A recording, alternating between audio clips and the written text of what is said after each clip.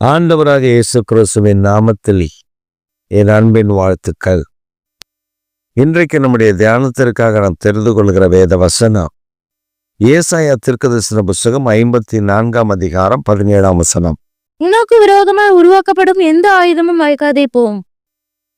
உனக்கு விரோதமாய் உருவாக்கப்படும் எந்த ஆயுதமும் வாய்க்காதே போகும்.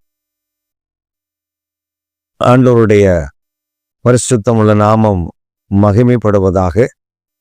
கர்த்தர் இந்த காலவேளையில் நம்மிடத்துல சொல்ல விரும்புகிற ஒரு காரியம், உனக்கு விரோதமாய் உருவாக்கப்படுகிற ஆயுதத்தை அது ஒன்றுமில்லாமல் போக பண்ணுவேன். அந்த ஆயுதங்கள் எந்த விதத்தில் வேண்டுமானாலும் இருக்கலாம், ஆனால் அதை ஒன்றுமில்லாமல் ஆக்குகிற கர்த்தர் நம் நடுவில் இருக்கிறார். நீங்க பார்த்தீங்கன்னா, அவனுக்கு விரோதமாக, ஒரு மனிதனுக்கு விரோதமாக ஆயுதங்கள் உருவாக்கப்பட்டது கூட இருந்தவர்களே உருவாக்குகிறார்கள், குடும்பத்தாரை உருவாக்குவார்கள். சில நேரங்களில நமக்கு விரோதமாய் நம்முடைய குடும்பத்தாரை எழும்பி நிற்பார்கள். அவங்க நமக்கு நல்லது செய்து போல, அல்லது அவங்க உத்தமர்கள் போல நம்ம பாவி போல, அல்லது அவர்கள் பெரியவர்கள் போல நம்ம சிறியவர்கள் போல, அல்லது அவர்கள் பெரிய பணக்காரர்கள் போல நம்ம ஏழை போல, நமக்கு இருக்கக்கூடிய சுதந்திரத்தை, கொஞ்ச சுதந்திரத்தை அபகரிக்கும்படி, சொத்துக்களை அபகரிக்கும்படி, நன்மைகளை அபகரிக்கும்படி அவங்க ஆயுதங்களை பிரயோகப்படுத்துவாங்க. அந்த ஆயுதங்களை நம்ம எங்க கவனிக்கணும்னா, யோசேப்புடைய விஷயத்துல நீங்க பார்த்தீங்கன்னா, யாக்கோபு யோசேப்பை குறித்து, அவன் வரும் காலங்களை குறித்து நான் ஆசீர்வதித்து சொல்லும் நல் வார்த்தைகளை கேளுங்கள் என்று சொல்லி, ஆதியாகமம் 49 அதிகாரத்தில் ஒவ்வொரு கோத்திரமாக அவன் ஆசீர்வதித்து வரும்போது யோசேப்புக்கு சொல்லுகிறான், அவனை வில் வீரர் சுற்றி அவனை அடித்தார்கள், ஆனால் யோசேப்போட வில்லோ நிமிர்ந்து நின்றது. காரணம், கர்த்தர் யோசேப்போடு கூட இருந்தார். அவனுக்கு விரோதமான அவனுடைய சகோதரர்களே எழும்பினார்கள். அவனுக்கு விரோதமாய் எழும்பினவர்கள் எல்லாம் சாதாரண ஆட்கள் அல்ல. இவனை விட பலவான்கள், இவனை விட பெரியவர்கள், இவனை விட பதவியில் உயர்ந்தவர்கள். ஆனால் அவர்கள் யோசேப்பை மேற்கொள்ள கர்த்தர் அனுமதிக்கவே இல்லை என்பதுதான் இந்த காலை வேளையில் நாம் புரிந்து கொள்ள வேண்டிய ஒரு காரியம். இரண்டாவது, ஒரு மனிதனை குறித்து பார்ப்பீர்களே ஆனால், கூட இருந்தவர்கள், தாவீதோடு கூட இருந்தவர்கள் அவனுக்கு விரோதமாய் எழும்பினார்கள். அதாவது தாவீது சொல்லுகிறார், என்னோடு கூட இருக்கிற இவர்கள் என் பலத்திற்கு மிஞ்சி போகிறார்கள் என்று தாவீது 2 சாமுவேலின் புஸ்தகத்தில் சொல்லுவதை நாம் கவனிக்க முடியும். அப்ப நமக்கு என்ன, நமக்கு விரோதமாய் எழும்புகிற மனிதர்கள் சொந்த குடும்பத்தாரை எழும்புவார்கள். நம்மோடு கூட இருக்கிற நகம் சதை போல இருக்கிறவர்களே எழும்புவார்கள். நண்பர்கள் எழும்புவார்கள், சிநேகிதர்கள் எழும்புவார்கள், நம்பினோர் எழும்புவார்கள், எல்லாரும் எழும்புவார்கள். ஆனா அந்த ஆயுதங்கள் ஒன்றும் கர்த்தர் வாய்க்க விட மாட்டார். ஏன் தெரியுமா? ஆயுதங்களை மேற்கொள்கிற கர்த்தர் நம் நடுவில் இருக்கிறார். அந்த ஆயுதங்களை ஒன்றுமில்லாமல் மாற்றி போடுகிற ஆண்டவர் நம்மோடு கூட இருக்கிறார். அதான் ஜெயம்.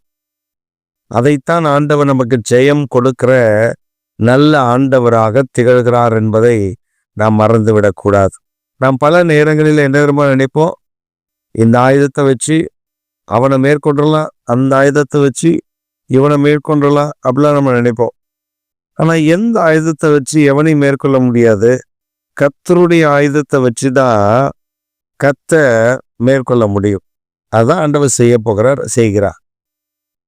அப்ப இந்த காலை வேளையில உங்களுக்கு விரோதமாக எழுப்புகிற ஆயுதங்கள் அது வாய்க்காதே போக பண்ணுகிறதை காண செய்ய போகிறார். இன்றைக்கு உங்களை காண செய்ய போகிறார். நீங்க நம்பினோ, உங்களுக்கு விரோதமாக எழும்பினவர்கள், சிநேகிதர்கள், குடும்பத்தார், எவர் அந்த ஆயுதத்தை கொண்டு வந்தாலும் யோசேப்புடைய வில் நிமிர்ந்து நின்றது. உங்கள் வில் நிமிர்ந்து நிற்கும். அவர்களுடைய ஆயுதங்கள் ஒன்றுமில்லாமல் போகும். காரணம், கர்த்தர் உங்களோடு கூட இருக்கிறார்.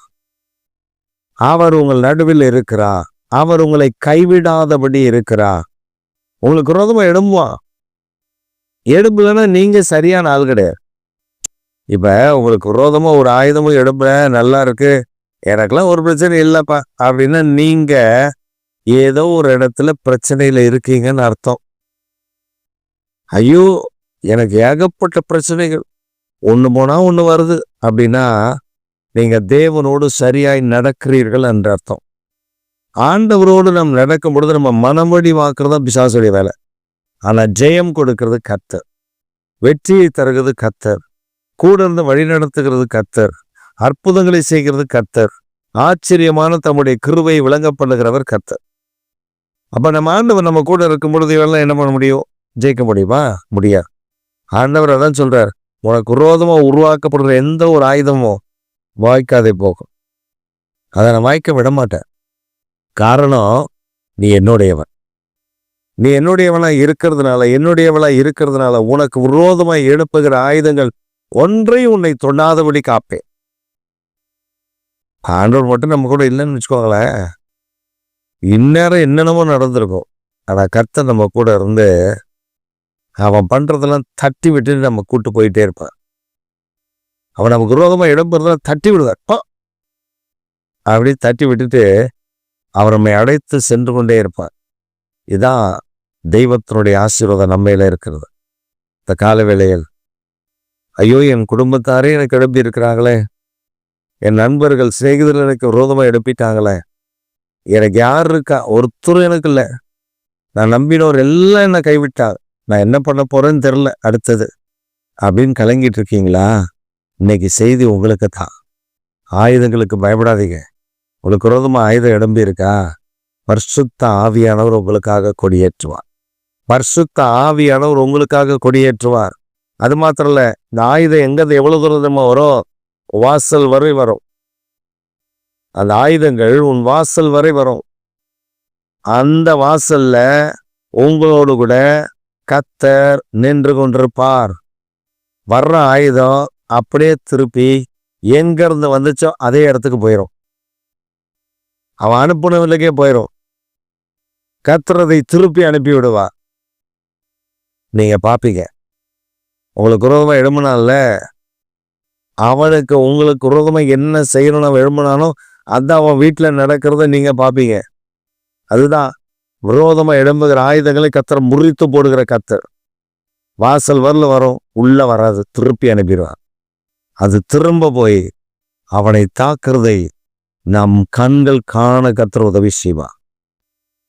சில ஆயுதங்களை நமக்கு விரோதமா சதி நாச மோசங்களை ஏற்படுத்துவாங்க. கர்த்தர் பார்த்துட்டே இருப்பார். என் பிள்ளைக்கு விரோதமா நீ எடுப்புற? ஏய், நீ என் பிள்ளைகளுக்கு விரோதமா எடுன்னு சும்மா விட்டுருவானா? உன்னை பாரு, உன்னை என்ன பண்றேன்னு. அவன் என்ன அவருடைய பிள்ளைகளுக்கு விரோதமா செய்யணும்னு நினைச்சானோ அது அத்தனையும் அந்த குடும்பத்துக்கு, அவனுக்கு, அவருடைய வம்ச வழிகளுக்கு கர்த்தர் உண்டு பண்ணிடுவார். சிலர் நினைப்பாங்க, என்கிட்ட பணம் இருக்கு, நான் பணத்தை வச்சு எதையும் சாதிப்பேன்னு சொல்லுவாங்கல்ல. கர்த்தர் பார்த்துட்டே இருப்பாரு.